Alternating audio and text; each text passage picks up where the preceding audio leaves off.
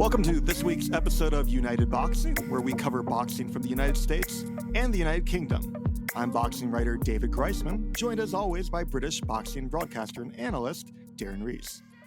This week I'm speaking to you from Arizona, where I'm recovering from a hike all the way down into the Grand Canyon and then back out. Got to tell you, Darren, as bad as my body felt afterward, I still feel better this weekend than Tim Tszyu is probably feeling after his loss to Bakhram Murtazaliev. Darren, how are you doing?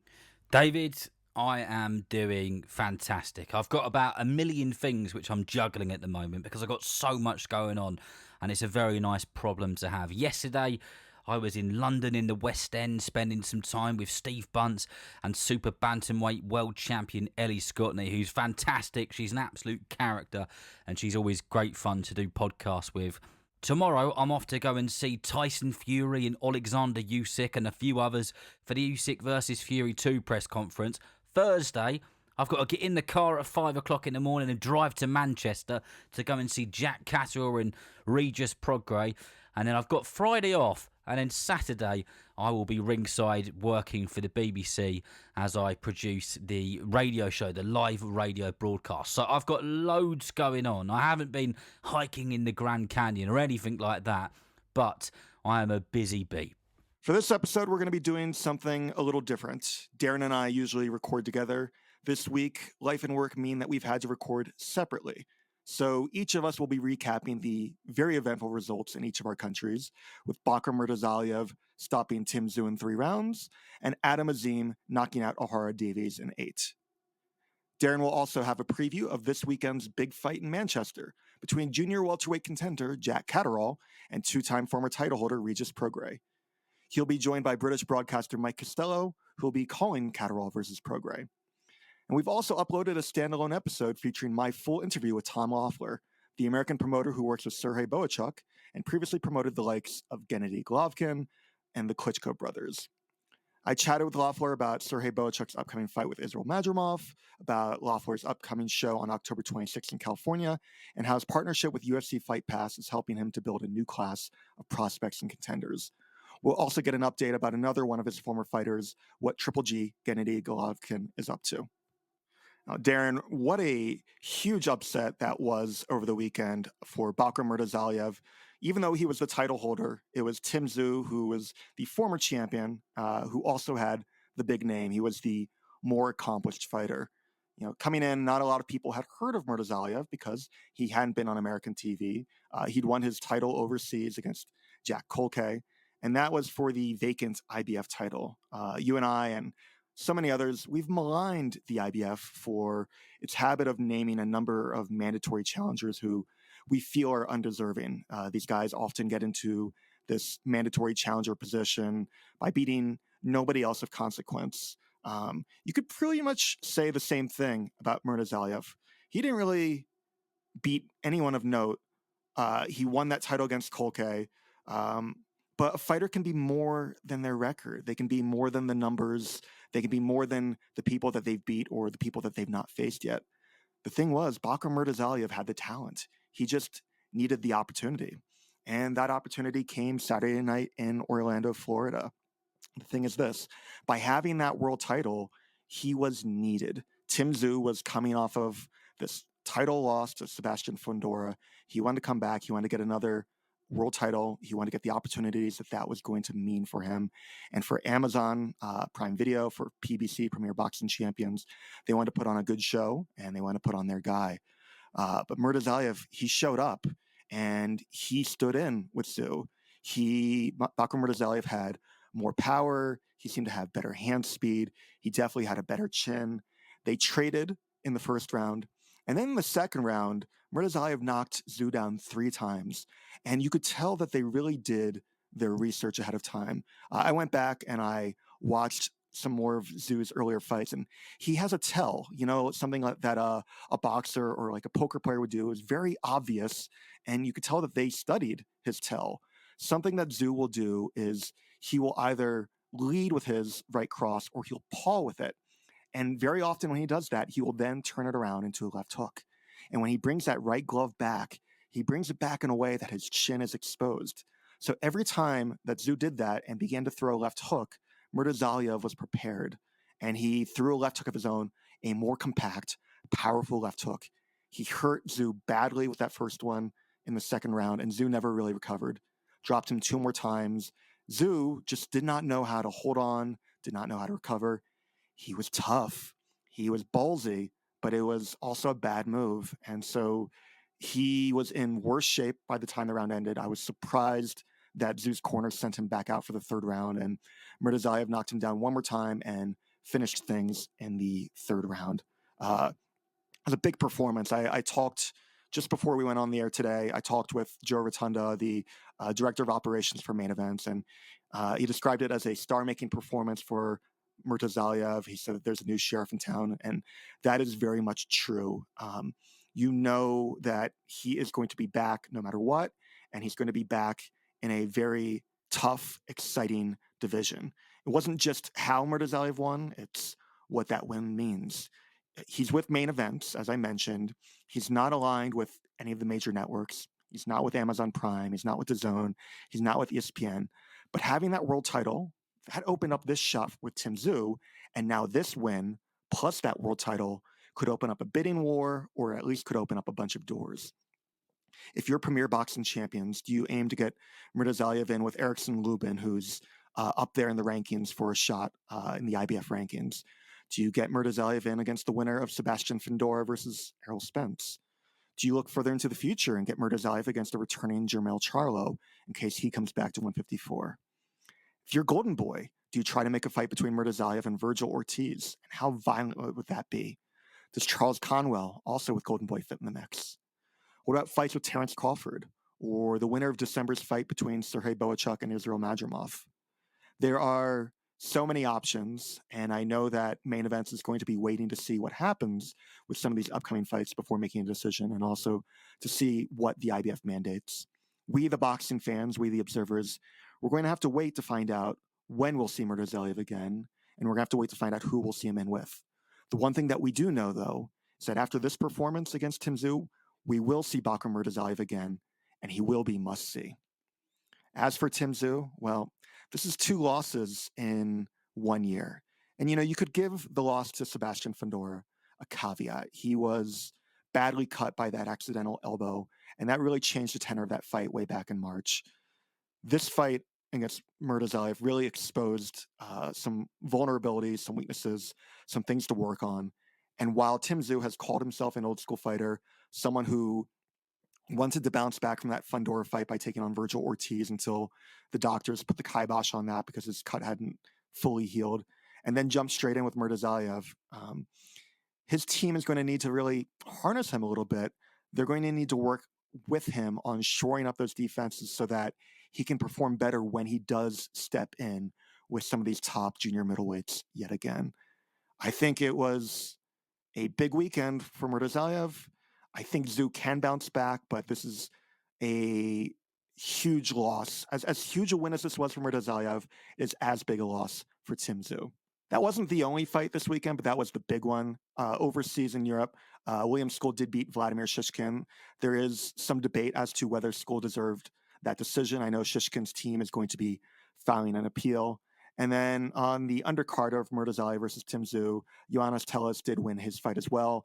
And then there was one other fight on the broadcast that is a fantastic fight for people to watch. So if you are an Amazon Prime subscriber, go back and watch the card. If you're not, do consider subscribing, just because all 3 fights delivered in 3 different ways. I tell you what, David, being a boxing fan is becoming a full-time job, isn't it? There's just shows all over the globe on all different platforms with all different promoters constantly at a decent level a lot of the time. And in a moment, we'll play the interview which I did with Mike Costello. And it's one of the subjects which we talk about, and I think you'll find it really interesting, about the quantity of shows, but also the quality of shows as well. Anyway, any news your side of the Atlantic that's worth mentioning? Darren, we talked in our last episode about how hard it is for undisputed champions to remain undisputed, given the fact that they've got 4 different world titles and 4 different sanctioned bodies with 4 potential mandatory challengers. And lo and behold, in this past week, the IBF has ordered Artur Beterbiev to defend against Michael Eifert. He's a guy whose biggest win is against Jean Pascal, who is, of course, very much past his prime. There is a path forward for Artur Beterbiev if he and Dmitry Bivol can reach an agreement for their rematch before the IBF calls for a purse bid. Then the rematch between Beterbiev and Bivol can go forward. But there's another factor coming into play.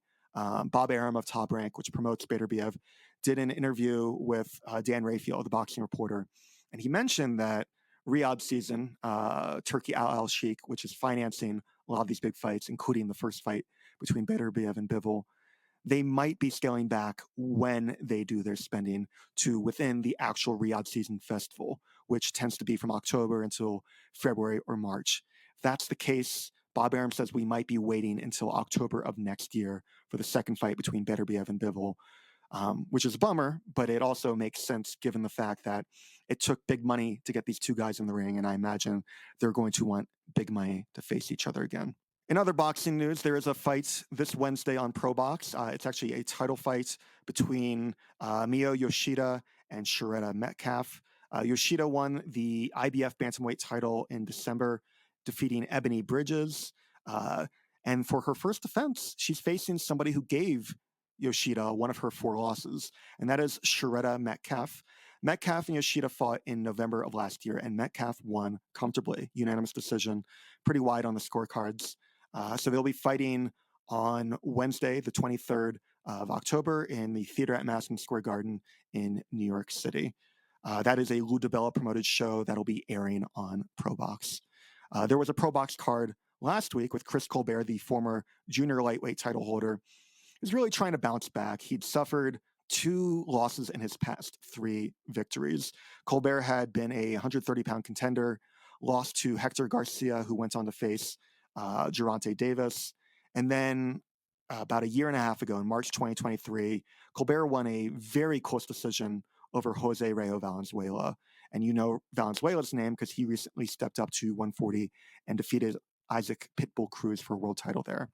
Well, Colbert and Valenzuela had a rematch in December of last year, and that time Valenzuela won by 6-round knockout. So Colbert very much needed this win in order to move his career forward. And unfortunately for him, that's just not what happened. He stepped in against Omar Salcido. This fight was also at lightweight, slightly over the 135-pound limit, and Colbert got stopped in the 9th round. So big setback for Colbert. I don't know that he can recover. I think that if he does come back, it'll be very much as a B-side to an up-and-comer. That's if he decides to go forward. This is 3 losses in his past 4 appearances, and the question is whether he can still make junior lightweight, because obviously lightweight is just too big and too tough for him. I also saw last week that Naoya Inoue was ordered to face Sam Goodman, one of his mandatory challengers. Where does that, however, leave Murodjon Akhmadaliev, who is his WBA mandatory challenger? Akhmadaliev's team is talking about potentially pursuing legal action to get the fight that they feel that they deserve with Naoya Inoue.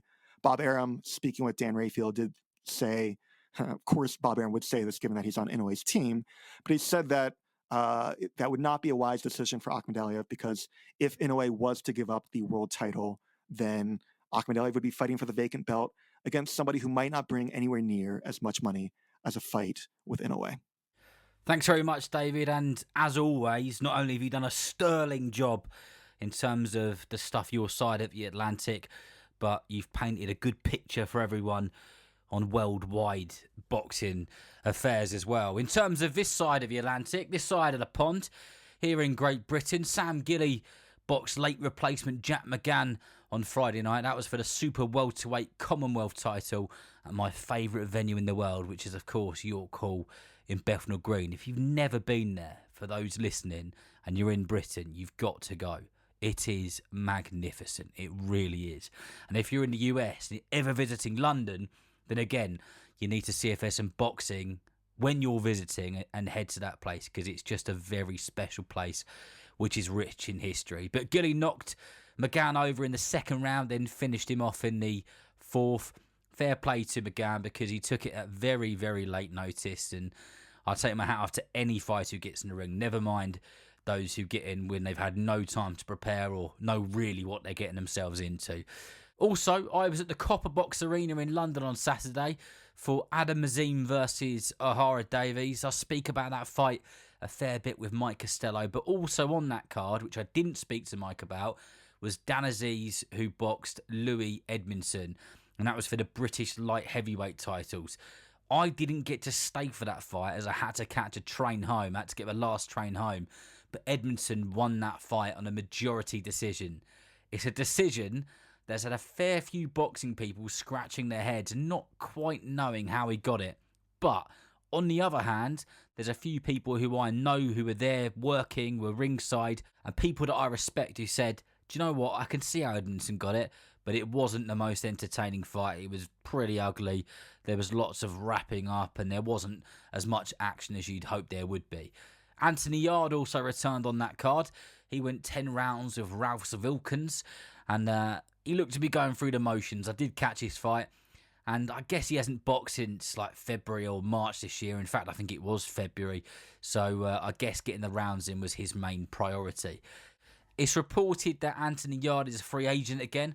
That's because the fight he's just had was a one-fight deal with Boxer and Sky Sports. Although, I must say, there seems to be some unfinished business and some unsolved business with Yarde's previous promoters, Queensberry. So who knows where that situation will go. But nevertheless, good to see Anthony Yarde back in action. And lastly, before we get into the interview with Mike Costello, Ben Shalom has said something this week. It was either on his social media or it was to a reporter. I think it was to a reporter. And he basically stated that there's going to be an investigation into Fabio Wardley's gloves after the loss his fighter Fraser Clark suffered on the undercard of Beterbiev versus Bivol. Frank Warren is outraged by it. He's hit back in a big way and said that the gloves that Fabio was wearing, Fabio Wardley, of course, is a Frank Warren fighter, like most of the heavyweight division at the moment. They were all approved by the British Boxing Board of Control. The correct procedures were followed, and basically, Shalom and Boxer haven't got a leg to stand on because there was nothing wrong with them in the first place. And Frank is very passionate about that, to say the least. Anyway, that'll do from me on this side of things. I recorded an interview with Mike Costello today. Mike, for those in the States who don't know him, is a bit of a broadcasting legend over here. I speak to Mike about loads of things in this interview, and it was a good opportunity for me to pick his brains as well, but I think it's a genuinely interesting chat. We cover Azim versus Davies, Catterall versus Prograis, the heavyweight division, some of Mike's greatest nights behind a mic ringside. But I started things off by asking Mike, are we in a really special period of boxing? Yeah, there's no question we are in a boom time in this sport. I mean, if I go back just over a month or so ago to a night at Wembley Stadium when close on 100,000 people turned up to watch the big heavyweight clash between Anthony Joshua and Daniel Dubois. And, you know, you say that you haven't been in the game as long as I have, but I've been lucky enough also when I used to work as the boxing commentator for the BBC, I covered athletics as well. And I, during that time, was lucky enough to go to 8 Olympic Games. And through all my experiences, you know, I've long since come to realize that nights like that one at Wembley Stadium do not come in bunches. That was a special night, part of a special period in boxing, no question about it. If you look at what we've had pretty much just in 2024, maybe stretching back into the back end of 2023, Tyson Fury against Alexander Usyk, which we're going to see again before the end of this year. Joshua against Dubois. Terence Crawford against Israel Madrimov in Los Angeles. So that you know, the power and the influence of Saudi Arabia spreading to the hotbeds of boxing as well. And very recently we saw Dmitry Bivol and Artur Beterbiev. And I think what's key about this is that, you know, pals and in the game and if you like, football fans who drift in and out of boxing, the kind of fans that the sport really needs, are no longer saying to me, and haven't been saying to me this year, the best fights are not being made. I'm still hearing the Canelo against David Benavidez, but generally speaking, most of the big fights that all fans are calling for are being made. And if they're not the specific fights that people are asking for, then there's certainly so much to talk about, and has been this year. And we've seen some of the very best action this year that we've seen in a long, long time in that concentrated period. Because of the quantity of shows and the amount of stuff happening, as a sport, do you think I know we said some of the best fights are happening, but do you think like there's quality all round, or do you think at the moment we might be slipping into the danger zone of we're just putting on loads and loads of shows? And when I say I'm talking about kind of just boxing in general. Yeah, look, it's very healthy that promoters who were once really bitter rivals are now working together. But one of the issues I would say I have, and others I know within the sport are concerned, is that when you look at some of these cards that are happening, not necessarily in Saudi Arabia, but part of Riyadh season.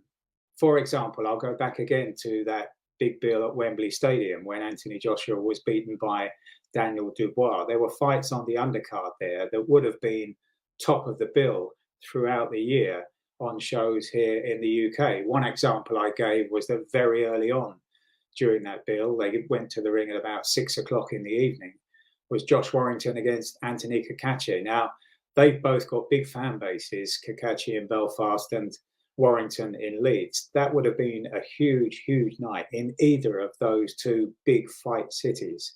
And I just wonder, and I just have a slight fear that those kind of nights might have been lost. Whereas we are seeing these standout events every month, every couple of months. What about what you might call the routine fare, even though it is world championship action, but it's the kind of action that appeals generally only to boxing fans. I spoke there of Cacace and Warrington. Now they have an appeal that goes beyond boxing, but generally speaking, there are some very, very good fights out there that would have made top of the bill, that are boxing fights that appeal to the boxing fans, that maybe are being, if not hidden, then certainly overshadowed on the undercard by what's happening at the top of the bill. And that's a bit of a fear for me. I think that's a good point. I was doing an interview alongside Matt Christie. I was producing the podcast for the opening bell, and Matt was speaking to the General Secretary of the British Boxing Board of Control, Robert Smith, and he had kind of posed a similar question to Robert about the kind of smaller shows. And Robert came out of a stat, and I haven't got it in front of me, that we're on track to have more small hall shows than maybe we've ever had. So kind of small hall boxing is booming, but I guess where the fights are getting lost, the shows are getting lost, is exactly the point which you've just said there, because Mark Chamberlain versus Josh Padley could have probably headlined at the Portsmouth Guildhall. Buatsi versus Willie Hutchison probably could have done a Wembley Arena. Like you said, Warrington versus Cacace probably could have done the SSE in Belfast or, Leeds Arena, etc. So there's boxing really is, it's in a healthy place, but I just hope that we don't lose those British showdowns, because they can be really special nights, can't they? Even if there's just 3,000 or 4,000 people in an arena, they can be electrifying. Absolutely. And those are the fights that we don't want to lose. I know Robert Smith might have been talking about the numbers of shows, but what type of shows are they? And are they good for just the promoter and the fighters on that bill? Where do they move from there on? Is there that kind of interim show then before they get to these monster Riyadh season shows? What's happening in that vacuum in between? And that has to be a concern. But look, I've described this, Darren, as an earthquake in the sport at the moment, and everything's settling down. And once we've made our way through all of the rubble, which is pretty exciting at the moment, then there'll be plans ahead, and there'll be ideas as to how to take the sport on from here. I don't know how long all of this is going to last, for how long we won't be complaining that the best fights aren't being made. But certainly right now, it is a boom time for boxing fans. Another issue there, talking about the fans, is that are the fans being spoiled? And if this does come to an end for whatever reason, then how does the sport rebuild a fan base after that? Yeah, spoilt's a good word, and nothing lasts forever, does it? And that is definitely the case. This isn't going to go on forever. But I guess in my time in boxing, where things really started to become alive again, especially in the heavyweight division, was when we got those marvellous nights at Wembley Stadium when Anthony Joshua defeated Vladimir Klitschko and Alexander Povetkin, and then that night at the Principality Stadium against Joseph Parker. Those were huge events, but one which you were ringside for at the MSG in New York City was when Joshua was beaten by Andy Ruiz. How exciting did you feel that heavyweight boxing was then, or do you feel that it was just a pocket of fighters who were exciting? Yeah, I remember talking to American journalists during that week, Darren, and they were saying to me that the heavyweight division is absolutely dead. And that's why we're seeing a fight like Anthony Joshua and Andy Ruiz. Andy Ruiz was very little known in the States at that time. And I remember one online bookmaker in New York City that week quoting Andy Ruiz at odds of 30-1 to beat Anthony Joshua. So when I compare back, and that was getting on now for 5.5 years ago, not quite 5.5 years ago, but looking at the heavyweight division now compared to what it was like then, a lot of the talk in that week again in New York City was about Anthony Joshua going on next to face Deontay Wilder. But I do remember back then there was this cynicism in the air during the week that even if Joshua does beat Andy Ruiz, and nobody was questioning whether he would, then there'll still be some kind of obstacle put in the way between him and Deontay Wilder. That was a saga already at the time, the kind of fight that we weren't getting to see, the kind of fight that was putting a lot of people who might have drifted across from another sport in the States, whether it was the NFL, NBA, or whatever, over here, football, cricket, whatever, Formula One. The chances of dragging some of those fans across for the bigger events in boxing just weren't being presented. And that week around Anthony Joshua and the talk of a potential fight against Deontay Wilder was typical of what we were experiencing at that time. And I have to say, all the way through until this latest boom period of the last year or so. Are you surprised by the path which heavyweight boxing is taken? I mean, we've spoken about on this podcast and other ones that I've been involved in, that if 2 years ago, or when Daniel Dubois was beaten by Joe Joyce on that night in lockdown a few years ago now, if I'd said to you he's going to be the heavyweight champion of the world, he's going to headline at Wembley Stadium, you would have probably asked me how many beers I'd had that day. Are you surprised by the situation that we're currently in, where Tyson Fury isn't heavyweight champion, Daniel Dubois is, Joshua's just come off a really, a demolition job off of his fight with Daniel Dubois. I mean, for somebody who's been in the sport for such a long time, does it still kind of boggle your mind?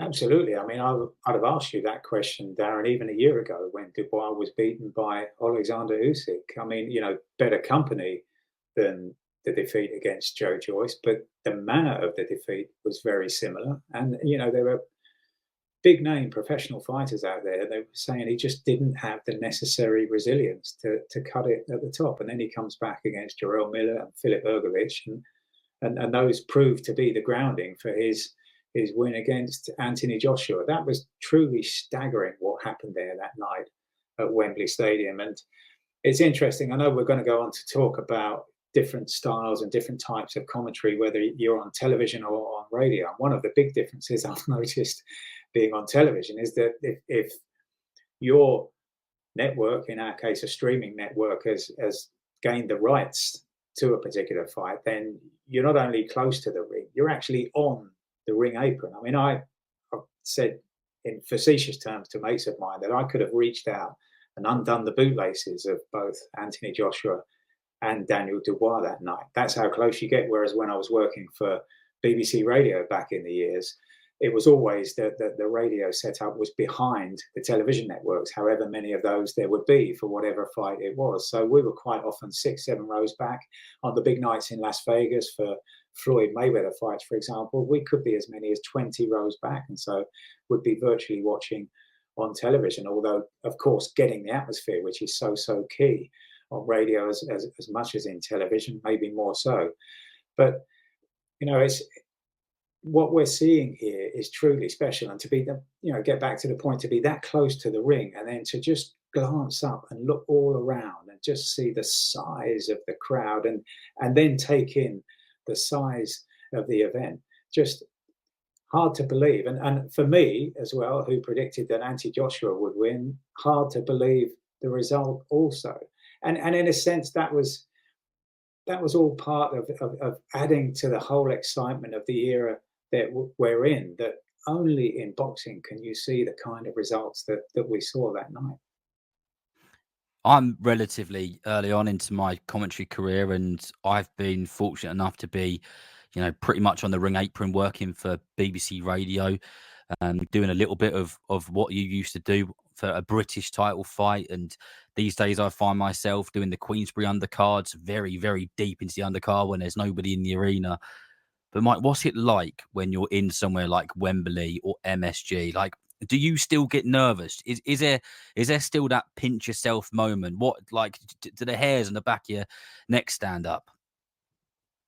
Oh, absolutely. I remember being in the hotel room early in the afternoon for that fight between Anthony Joshua and Andy Ruiz back at Madison Square Garden. And not that same day, it was the Champions League final. Liverpool were playing Tottenham in an all-English affair for the Champions League final. And virtually everybody around the fight fraternity who was over from the UK had found a bar downtown in Manhattan to go to watch that fight. But I preferred to stay where I was. And anyway, the kickoffs coincided with when I needed to be at the arena anyway. But I wouldn't have gone for any of the build-up, even if the times had allowed. I wanted to just get my head in gear for the big fight that was to come. And on that night, it was slightly different as far as my work on 5 Live was concerned, because quite often on 5 Live, and it's still the case now, we did and only do now the main event of the evening. But on this particular night, there was quite a push for us to broadcast the fight between Katie Taylor and Delphine Persoon, which turned out to be a brilliant fight. And then between that and the main event was a world title defense by Callum Smith. And the fight between Katie Taylor and Delphine Persoon really lifted the atmosphere. When that fight started, and I've spoken to Katie about this, when that fight started, the arena was maybe 2/3 full, but it's almost as if the word spread out onto the concourses all around. You've got to get in to see this. There's something special unfolding here. And it was a really, really tough fight, really close fight. And it really got the atmosphere building towards the main event, 2 fights earlier than the main event. And then that was a really special night. Special night for me, and I said this on the BBC podcast at that time, that to be not just commentating at Madison Square Garden, for somebody of my generation, that is a truly hallowed venue as far as boxing is concerned. To be commentating there, but also to be commentating on a heavyweight title fight there, for somebody who grew up listening to stories of and watching delayed coverage of Muhammad Ali, the fight of the century against Joe Frazier in that very same arena, was a really special experience. But bringing it all the way up today to that night at Wembley Stadium, even then I got there at sort of 1 o'clock in the afternoon, walked in, and Liam Gallagher was doing a sound check. And just taking in the atmosphere. I was working that night with Darren Barker, former world middleweight champion. And we stood there. Darren's a massive football fan. And I just said, like, where, if you like, in terms of football, right here on the centre circle where the ring is. And I said to him, just imagine being a footballer or an athlete at the Olympic Games. And then there's all this crowd all the way around. And just how do you block out that kind of pressure as an athlete, as a footballer? And we spoke about the potential for fantasizing about being a penalty taker in a penalty shootout in a big game, such as the one in the final of the European Championship not so long ago, and making that long walk to the penalty area from the centre circle to take that penalty kick, similar to the walk in the other direction that the boxers were making to the ring that night, all on their own, a lonely walk to that place where maybe their reputation is going to be decided forever by what they do in a single moment. And sure enough, when the boxing came to happen, and I, like many at ringside, was expecting Anthony Joshua to come through in maybe a fight that he would have to come back from a knockdown in, was my prediction. But in the end, we saw something that, as I said earlier, it's the kind of result, the kind of night that can only be generated in boxing. And even right to the end, right to the final punch, I thought Joshua was coming back into it with those two stalking right hands that landed on the chin of Dubois, and then suddenly Dubois finds the finisher. Just an incredible night. I really like the way that you painted the pitch there of being on the pitch at Wembley. And I went to Joshua versus Klitschko and Joshua versus Povetkin, and I was my seating was on the pitch. I wasn't working that night, and that is as close as you've come to the noise which a player will experience, isn't it? When they're playing on the field. So that is one of the things which makes it special. And I think we owe a lot to the likes of Anthony Joshua and Tyson Fury and those types of people who have made those big nights happen, because it's meant the next generation of fighters are coming up and they're aspiring to be the people who fill up stadiums. And talking of the next generation of fighters, I was at the Copper Box Arena in London on Saturday where Adam Azim fought Ohara Davies. I don't know if you've got a chance to catch that fight, Mike, but yeah. Adam Azim looks like he's going to be one to watch, isn't he? Because 12-0 now, stops Ohara Davies in the 8th round. Exciting fighter, speed, power, technique. He's got it all. Yeah, I would pick up on one phrase there, one to watch. That's the one I take away, Darren. I'm not as gushing as some about that performance at the weekend. Yes, it was a superb performance, but I'm going to ask the question, who and what did he beat in Ohara Davies? Severely shock-worn at that stage. I like the way that he took him apart, but just as somebody who, spent a long time coaching, and I adore watching fights like that, to try to break them down, especially when I wasn't around to watch it live, but then I'd read a lot about it. And so I wanted to see if this was just as special as I'd been reading. And it's not as if I wanted to play the role of the contrarian. Oh, everybody else says it's good, so I'm going to go the other way. Not at all. Because for one, I believe in the judgment of Shane and Barry McGuigan. They're excellent judges. And I'm listening to what they say and what they must be seeing in the gym. But there were a couple of occasions there where Ohara Davies landed a copybook straight left, the jab followed by a right hand over the top. And he did it from distance. He was almost stretching and overreaching, and he still got through at least twice. And that's the kind of flaw. Now, you might say that Adam Azim had taken those shots, felt the power, and realised that he could take those shots with impunity. Well, I'll listen to that. But the danger is that when he continues to move up in grade, as he will, then he might not get away with those kinds of lapses in defence. But at the age of 22, there's something. It seems there's something very special unfolding there, no question about it. But he's in a busy division. There's a lot of talent in that division. But at his age, there is, it seems to me, so much more to come. And that is partly my judgment on what I'm seeing. But also, I have to say, I'm borrowing from the McGuigans and how special they think he is. I was with Steve Bunce yesterday, your old colleague from 5 Live, and we were speaking about Adam Azim. You'll get over it, Darren. There is treatment. There's all sorts of therapy. But one of the things that Steve said yesterday was, because we were with Ellie Scottney, the super bantamweight world champion, and we were all talking about Adam Azim and his performance on the weekend. And Steve said, like, people are really keen to rush Adam Azim along. He's a young man. He's only 12-0. There's no reason. There's a reason that you have an apprenticeship, and there's a reason that you build up your opponent, you build up the rounds, and then you build up everything else around it.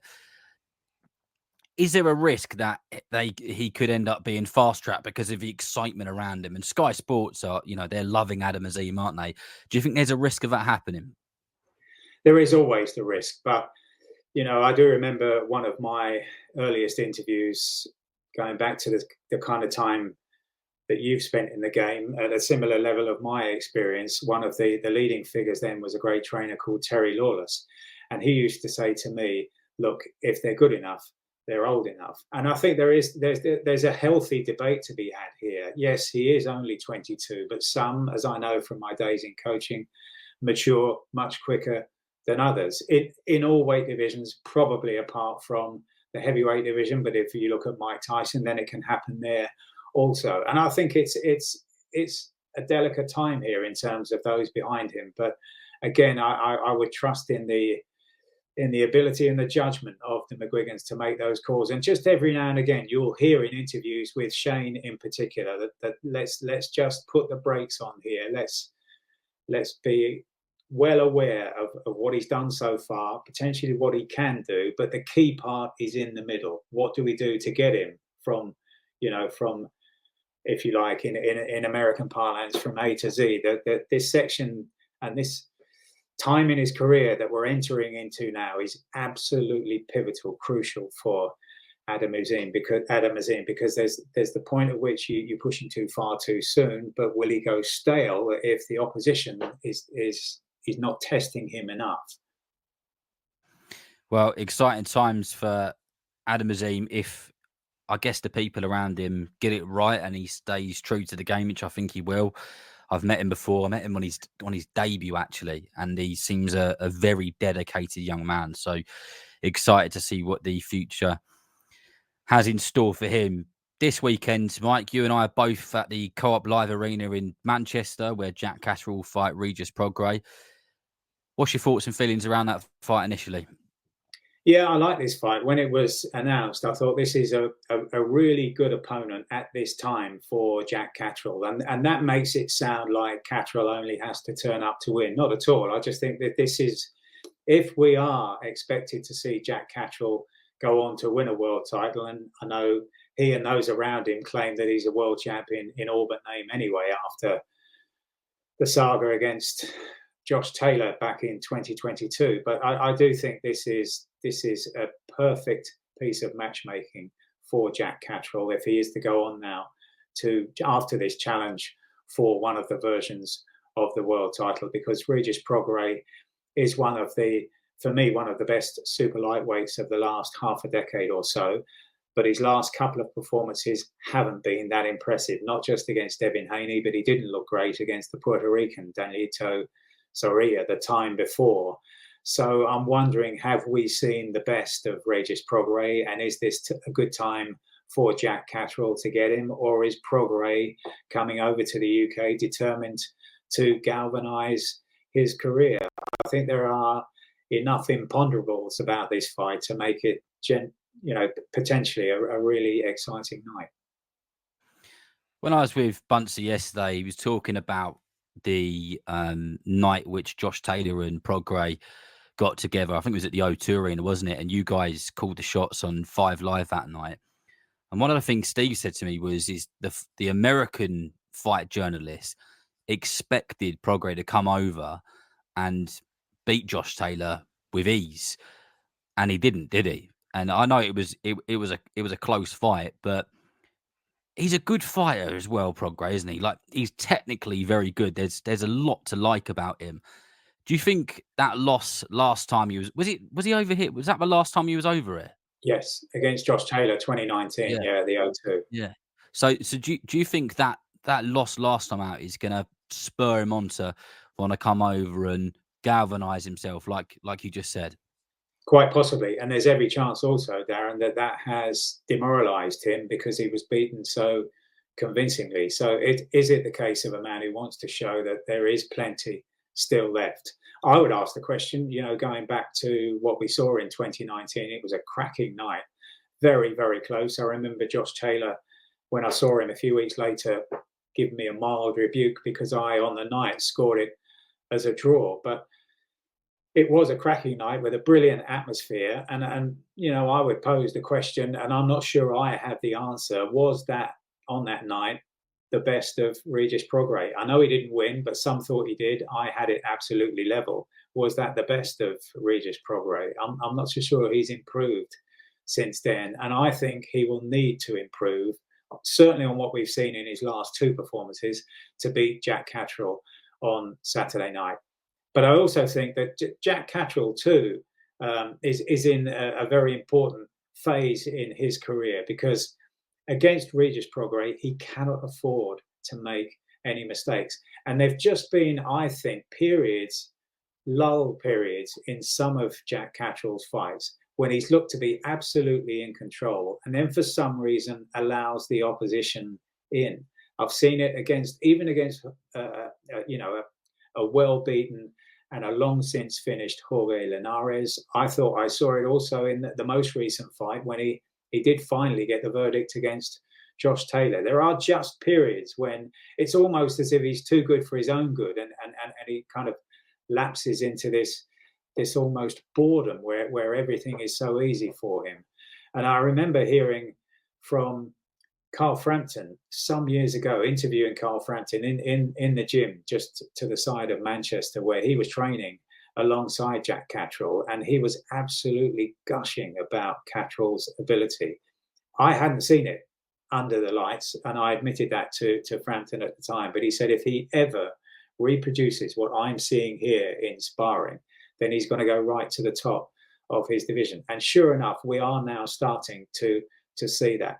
But I think there is potential for Catterall to do it right the way through from round 1 to round 12. And when we look at who's around at the time in terms of the world champions, it's interesting that 3 of the 4 belt holders at the moment, the recognised belt holders, are southpaws, and he goes well against southpaws. So there's a lot out there depending on what happens on Saturday night for Jack.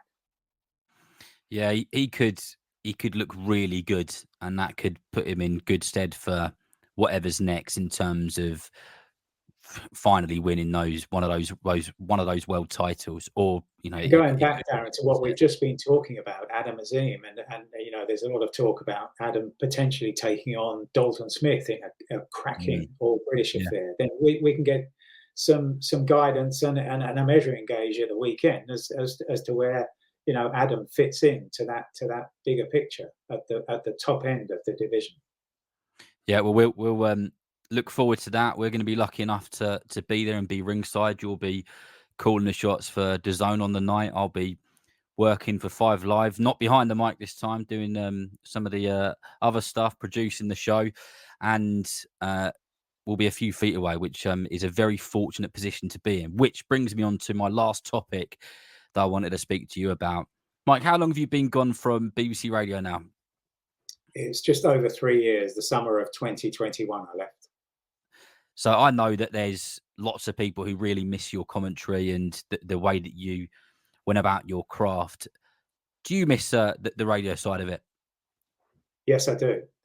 And I missed it not just in boxing, but in athletics as well during the most recent Olympic Games. And, the habit of building a narrative on radio, which you just cannot do on television, for very simple reasons. But, for example, in a fight that might be pretty tedious, a 12-round bore, that when you're on air with somebody like Steve Bunce, you can start to build in a narrative, start to tell anecdotes, and it's a very different style of commentary for sure. But it's a part of my career that I will cherish forever. It was I was lucky enough to be ringside and trackside for some very, very big sporting moments. I mean, I got the job as the BBC correspondent in around 2005, end of 2005, drifting into 2006. And so I got there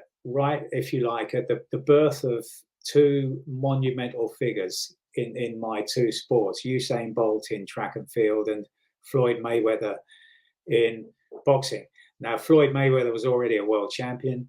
Usain Bolt was already a world junior champion. So you might say, well, what are you on about? You got in at their birth. What I'm talking about is the point at which they moved from being world champions and known within their sport to being global superstars. I saw Mayweather against Oscar De La Hoya, which remains one of the most amazing weeks, amazing nights I've experienced in my career. That fight took over the whole of Las Vegas, and fights don't take over the whole of Las Vegas. You could be in Vegas and wander up and down the strip and nobody knows that the big fight you're so excited about is even happening. Everybody knew Oscar De La Hoya against Floyd Mayweather was happening. And later that year, then we moved on to Floyd Mayweather against Ricky Hatton, when it seemed like 30,000 people thereabouts from the UK had invaded Vegas for Christmas. Incredible nights. And then to follow Usain Bolt in track and field, and I commentated on every single one of Usain Bolt's gold medal winning victories in world championships and Olympic Games, was lucky enough to even get to know the man. So I've had so many amazing experiences on BBC Radio. And look, I knew when I moved across to take up a different kind of challenge in television that I wasn't going to be, experiencing those kinds of nights again. Certainly, not time after time after time. I knew that DAZN was in a process of building in terms of the reputation of the network and the kind of fighters they had on their books at the time. So I knew it wouldn't be something that happened overnight. But having worked for so long, getting on at that stage then for 15, 16 years as the BBC correspondent on radio, I just wanted to experience and to challenge myself in a very different type of commentary on television. And if I'd moved across in track and field, just to get into the detail of the style and the technique of commentary, which might not be so obvious to people on the outside, even to people in different forms of the boxing media, where if I'd moved across in track and field athletics, the style would have been very similar. If you were to listen to one of my commentaries at the Olympic 100 meters for Usain Bolt, for example, and then listen to somebody who'd done it on television, the commentaries would be very, very similar, because the key in athletics commentary, like in football commentary, before you bring in any kind of flair or flower, is identification. If you've got a race over 10,000 meters with 25 runners, then everybody watching wants to know who's in front, what the positions are of certain nationalities, depending on where you're watching around the world. And so the ID process is key. Whereas in boxing, when you look up at the ring, everybody watching on television knows who's who. And so it's a very different style of commentary. It truly is a case of, and it's the old adage that on radio you paint pictures, on television you add to them. And that's never more apparent than in boxing. Has there been anything which has surprised you when you've gone from radio to TV, which you maybe didn't anticipate happening? Has there been any kind of challenges which you've had to really kind of work at to kind of make it work for you when it's come to TV commentary in comparison to radio commentary? One of the bigger differences is how much information is being fed through the headphones into your ears while the commentary is happening. On radio, for most of the time, I would do the full 3 minutes of commentary each round, and then Steve Bunce and a world champion or whoever would come in and fill the minute in between rounds. And there was very rarely any instruction from a producer or an editor during those 3 minutes, unless we were on air at the same time as a big event. In my experience on Saturday night fights on 5 Live, it might be that we would cross between rounds to the US Open golf or US Open tennis or something of that ilk. But that would only happen at the end of the round. Whereas on television, there is, I wouldn't say a constant stream, but there is much more information being fed into you during the commentaries. And I'll just give you one example again to just give an outline to those who've never worked in the media or those who have worked in different forms of the media. I was commentating on a fight for DAZN between Michael Conlan and Lee Wood. This was, I think, back in early 2022. And as we were coming towards the end of the first round, the producer, a great guy called Jim Bentley, said into my ear, "Remember, Mike, to shut up on the bell, we're going to a break." And just as he was saying that, he squealed, "Wait," like that, because Lee Wood had been knocked down by Michael Conlan in the last 20 seconds of the opening round. So now I'm commentating. This might be the end of the fight, whatever I was saying. And all the time, I'm getting instructions from Jim, wait for this, we might be able to carry on, Mike, we might not be going to an advert, just keep commentating. I'm getting all this instruction as I'm screaming about a fight that looked like it was all over. And that's something that's very different. I wouldn't have had that instruction in my ear if I were commentating on BBC Radio. So we were just about to go to an advertising break, and suddenly we pulled out of the advertising break because of what had just happened there in the ring, and we were going to show the replays of that and couldn't dare pull away from that. So there's just an insight into how much of a very, very different world it is from radio moving through to television. Yeah, it really is. And just some of the stuff which I've learned over the last few years that you just would never know is happening in a broadcaster's ear, or just all the stuff which you're juggling. And it's tough, isn't it? When you're trying to commentate and you've got somebody in your ear saying, right, you've got a graphic coming up in 15 seconds and you need to read that out, and there's so much other stuff going on, and then you've got a pundit next to you who's talking about something completely different. It's a bit of a juggling act, isn't it? It is, and that's been part of the whole learning process for me, and why it's been so different. I wanted to take on a new challenge at this late stage of my career, and it's been that more, and I've absolutely loved it. And there's never been a second, genuinely. I had a great career with BBC on radio, but there has never been a moment when I've regretted the move that I made. And conversely, I know that had I decided to stay at the BBC, and as you can imagine, after all that I'd done there and potentially was going to do, this was a really, really hard decision to make, a tough call. But I just know that now, 3.5 years on, I would routinely, regularly have been saying, what if? I wonder what would have happened had I moved across. So, genuinely, there hasn't been a moment when I've regretted making the move. One last question, Mike, and appreciate your time. This is going to be maybe one of the toughest questions you'll get this week. We'll say it that way. In terms of typical interviewer in the media, you leave the tough one to last, so I don't walk away. So, in terms of boxing and boxing only, what do you think is? This might be really easy. What do you think is the greatest night you've had ringside? What has been the most special? Whether that was because it was an amazing fight, or because your performance yourself broadcasting that night was great. Which night comes back to you? If you had a time machine and you could go back to just that one event, which one would it be? It would be the night at Madison Square Garden in June 2019 when Anthony Joshua was beaten by Andy Ruiz. I've been lucky enough to get to know Anthony Joshua, so it wasn't the result I wanted, but what that meant for me to be commentating, I mentioned this earlier, at Madison Square Garden, but also to be commentating on a heavyweight world title fight was really very, very special. And I said this on the podcast with Steve Bunce at the time. We retired to a diner just a block or so away from Madison Square Garden, long after everybody else had left the arena, because we were waiting for both Joshua and Ruiz to get interviews for the podcast. And we got eventually interviews with both of them and left the arena at about 2:30 in the morning. And I remember talking to Buncey during the podcast, but beforehand as well. And he was very close to his dad in terms of boxing. And my very first memory of boxing was my dad coming into my bedroom as I was about to go to school to tell me that Muhammad Ali had been beaten by Joe Frazier in the fight of the century, which was at that same Madison Square Garden. And I remember saying to Buncey, if you told that 10-year-old kid that he would go on one day to commentate at that same Madison Square Garden where his old man was telling him about the fight of the century, you just could not have believed it. And so for so many reasons, that was a really, really special night, never to be forgotten.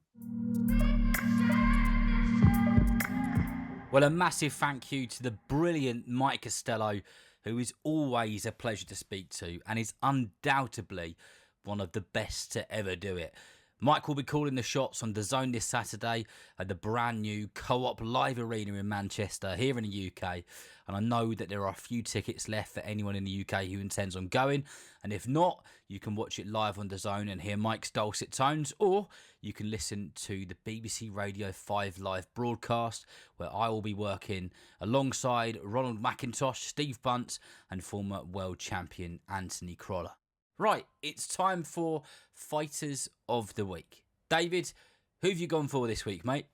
My fighter of the week is Ryan Lee Allen. If you haven't heard of him, that's okay, because I hadn't heard of him either. On the preliminary undercard to the Murtazaliev Tszyu fight, there was a main events prospect named Carlos Jackson. I say prospect, but Jackson was 35 years old, 20 wins, 1 loss, was a recent signee with main events, and Jackson was very much hoping that a win and this new relationship with his new promoter would move him forward toward big fights in the junior featherweight division. That is absolutely not what happened. Ryan Lee Allen, who came in with a record of 10 wins, 8 losses, and 1 draw, he showed up to fight. And that's according to the main events promoter, Joe Rotunda, the director of operations, who we spoke to on a previous episode. Allen had lost 5 fights in a row, dating back to 2019, had not won a fight since June of 2019, but he came out and he stopped Jackson in 4 rounds. So big win for Ryan Lee Allen. I don't know how much this win is going to do for him. He's still going to be seen as a journeyman, and he's going to be seen as a journeyman who will give a far tougher test than maybe some promoters and matchmakers are willing to put up with for their prospects. But if this is the biggest win of Ryan Lee Allen's career, what a win that was, and he is our fighter of the week. Well, thank you, David. My fighter of the week is someone who's been about for about 10 years as a pro, and he goes by the name of Regis Prograis. Rees is a British fighter who is always in exciting fights. I don't think I've ever seen him in a boring fight. They're always exciting. He's by no means got a perfect record. He's got 19 wins, 5 losses. He's knocked people out. He's been knocked out himself a couple of times. He isn't flashy. I don't even think he's got social media. He turns up. He gives a very good account of himself every time. He works his socks off every minute of every round, and he is never, ever boring to watch. He's the co-main event this Saturday in Manchester on the undercard of Regis Prograis versus Jack Catterall. He'll be fighting Michael Gomez Jr. for the British super featherweight title. And by no means is he going to go on and win a world title, but if you haven't seen him before, switch on to watch him. He is thoroughly entertaining. He is my fighter of the week.